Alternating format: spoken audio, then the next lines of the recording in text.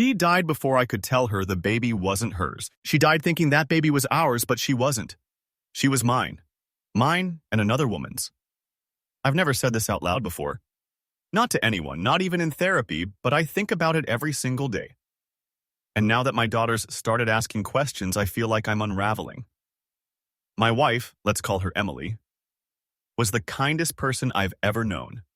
She had this warm, steady kind of love that didn't fade when things got hard, and things were hard. We spent 7 years trying to get pregnant. 7 years of shots, surgeries, miscarriages, and nights. We cried ourselves to sleep in separate rooms. Emily took every failed attempt personally, like her body had betrayed us. And I stood by her holding her hand pretending like I was whole too, but I wasn't. I was angry, bitter, and eventually, weak. That's how it happened. With someone from work, a conference, too much wine, and the pathetic hunger for feeling wanted again. I told myself it was meaningless, a one-time mistake. But a few months later, she called, said she was pregnant, said it was mine.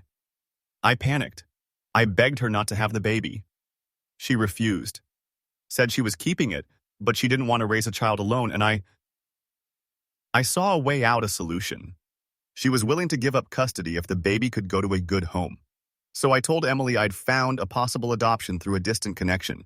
Some woman who didn't want the baby but wanted to ensure it ended up in a loving family. Emily lit up in a way I hadn't seen in years. That day we met the baby, our daughter, was the first time Emily looked truly alive again. She held that little girl like she was sacred, like all the pain and loss had finally led to this moment of grace. I can still see the tears on her face as she whispered, "She's ours." And I said nothing. I watched my wife fall in love with a child she believed the universe had gifted us. I watched her give everything, her time, her energy, her health, to motherhood. Even when the doctors warned her her heart was fragile, even when she collapsed once trying to rock the baby to sleep for hours during a colic spell, she wouldn't stop. She couldn't. She believed she was born for this. She died 3 weeks after our daughter's 3rd birthday, sudden cardiac arrest. I found her collapsed in the nursery, curled on the floor like she'd just been watching our girl sleep. The grief swallowed me whole, but underneath it, beneath the guilt and pain, was something darker. Shame rot. The truth. I never told her. She died believing in something I fabricated. I remember holding her cold hand in the hospital and wanting to scream the truth. Beg her for forgiveness, tell her how sorry I was, but I didn't. I just cried and kept the secret buried. I told everyone it was an anonymous adoption, that there was no way to contact the birth mother. That's what Emily believed, so that's what everyone else believes too. But now our daughter, my daughter, is 10. She's smart, curious, and she's starting to ask where she came from, who her real mom was. And every time she looks at me with those eyes that look nothing like Emily's, I feel like I'm choking on a lie that's too big to swallow anymore.